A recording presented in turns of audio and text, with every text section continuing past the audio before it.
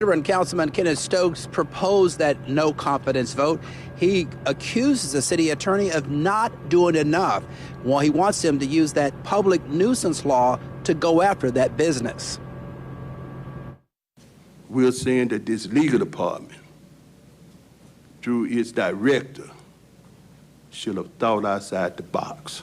City of Jackson Attorney Drew Martin looked like he'd rather be anywhere else than standing before the city council as members of the council debated a no confidence proposal against Martin over violence in the city.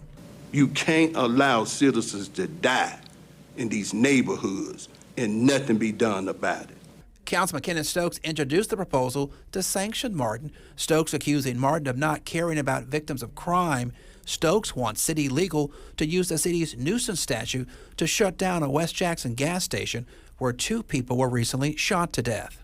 I'm saying that if this was any people dying besides poor black people, if it were white people with money dying, they would have been used the nuisance statute. Stokes wants action now. Just days ago, 23-year-old Jacoby Austin was gunned down at the Texaco station on Megareras Boulevard. That when it comes to the enforcement of the ordinances, when we talk about declaring something a nuisance, the city attorney's office does not declare something a nuisance.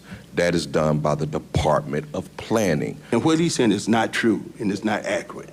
According to Stokes, previous city attorneys have used the public nuisance ordinance to shut down problem businesses.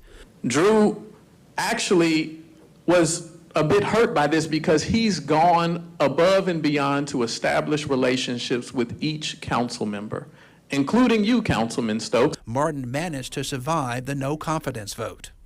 Fails with a vote of 4-2. Thank you.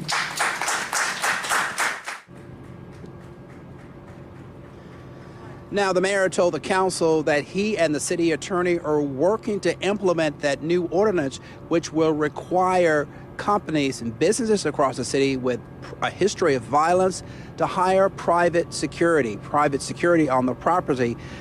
Councilman Stokes says he will keep fighting until that business in West Jackson is shut down. For now, we're live at City Hall. Ross Adams, 16 WAPT News.